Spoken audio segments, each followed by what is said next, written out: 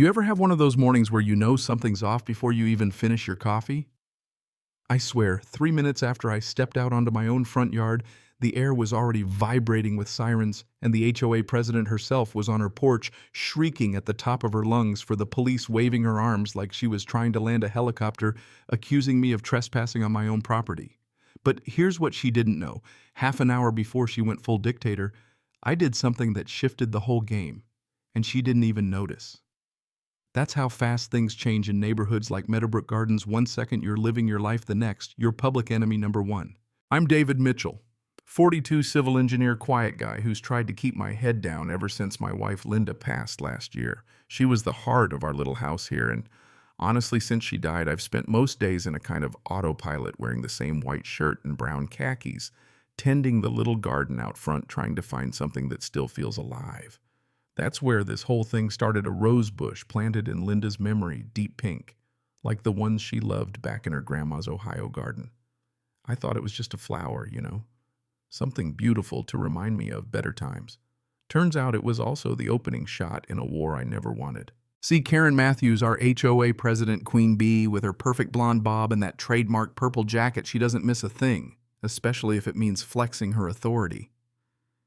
3 days after I planted Linda's rose bush, I get this slap of yellow paper on my door: landscaping code violation. $200 fine. Like she was branding me for all the world to see. The notice said my bush was too tall, 3.2 feet instead of 3 according to her, and the color, too deep. Apparently there's an approved palette for flowers, and Linda's favorite pink didn't make the cut. Imagine reading the rules for grief. That's what it felt like. At first, I tried to handle it like a rational adult. I marched over to Karen's place. Biggest house on the block, naturally all polished wood and brass fixtures, every inch screaming, "I'm in charge." She didn't even offer me a seat, just stood behind her desk with this look that said, "Go ahead, beg." I tried to explain about Linda, about why the bush mattered. She didn't blink. Picked up a ruler like a judge with a gavel, and read me the rules right out of a binder thicker than a phone book. Personal emotions cannot override community standards, she said, as if that settled it. I could almost hear the ice in her voice. I kept thinking, is this really about flowers, or is this just about control? But it wasn't over. A week later, I'm pouring my morning coffee when Mr. Rodriguez, my neighbor from down the block, guy as old as the hills, but sharp as a tack, knocks on my door, worried as all get out.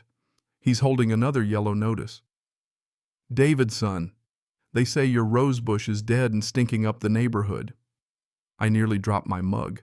The notice says I'm being fined $300 for harboring deceased plant material and that my health hazard needs to be removed in 48 hours. Except when we walk outside, the bush is blooming healthier than ever.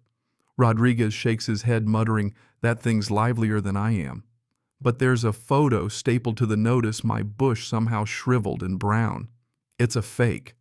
The angle shows it was taken from the vacant lot next door, a patch of weeds the HOA claims they're managing until it's auctioned off.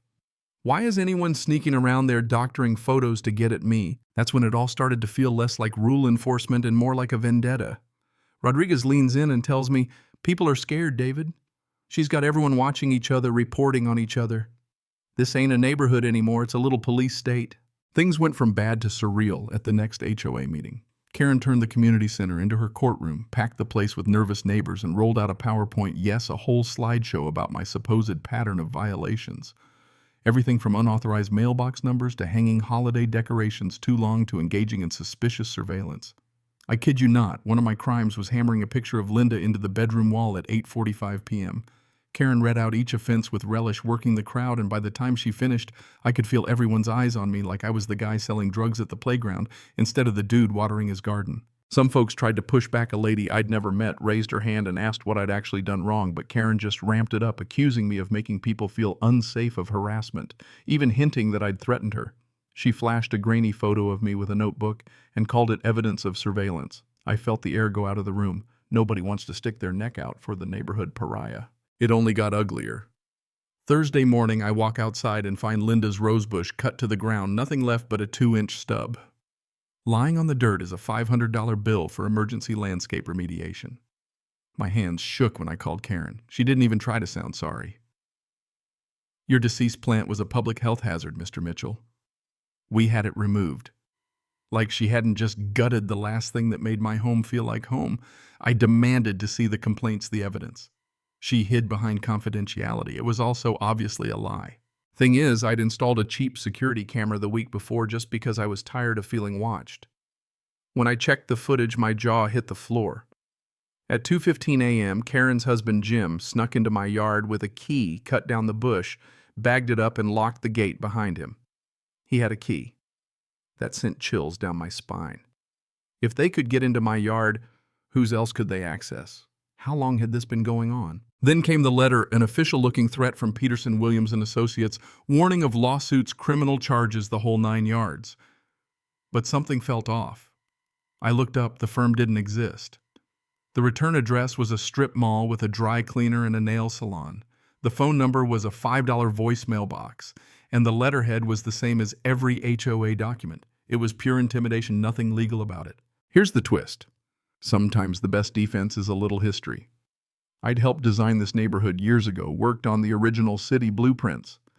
Digging through old files, I found documents showing the vacant lot next to my house was never meant for private sale.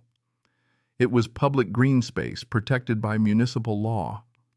The HOA had no right to manage, sell, or collect fees on it. Karen was not just a bully, she was running a scam. I called up Sarah Wilson, a property rights attorney, an old friend from the city planning days. We met for coffee, and when I laid it all out, her eyes lit up. David, you can buy that land priority purchase rights. It's in the anti-corruption statute you helped write. We file tomorrow before she covers her tracks. We pulled an all-nighter gathering evidence, preparing complaints for the state attorney general, even documenting Karen's fake lawyer letter. Practicing law without a license is a felony around here. Sunday night, I get a knock on my door. It's Jim Matthews, looking like he hasn't slept in a month. He tells me Karen's trying to have me arrested in the morning. She's collected statements from neighbors, twisted everything to make me look dangerous. Turns out Jim's been her pawn, pressured into sneaking around, helping her spy, even sabotaging the garden.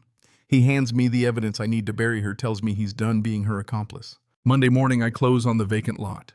Deed in hand, I stand there just as Karen storms up in her purple blazer, demanding I leave HOA property and calling the cops. She's got an audience. Half the block has gathered. I don't raise my voice. I just hand Officer Martinez my deed. He reads it, then looks at Karen and says, "Ma'am, he owns this land." Always has, technically.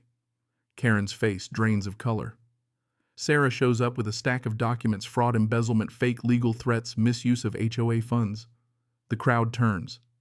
Even Mr. Rodriguez Kane, shaking, asks Karen, "How could you do this?" When the dust settled, the community voted Karen out. Jim divorced her on the spot, the neighbors demanded restitution, and within 2 weeks, Karen was facing criminal charges: fraud, practicing law without a license, theft. The newspapers had a field day. She lost her house, her job, everything she'd built on fear and control. The board put me in charge for a while, and we dedicated the green space to Linda's memory, a rose garden open to all. 6 months later, kids play in the grass again, neighbors know each other's names, and nobody's scared to plant a flower. We proved that even one quiet guy can turn the tide if he stands his ground. But you know what I still wonder every now and then? How many Karens are out there running little kingdoms on borrowed power, waiting for someone to say enough? What do you think? Should neighbors have the right to challenge authority when it goes bad, or did I go too far? Drop a comment and tell me what justice looks like to you.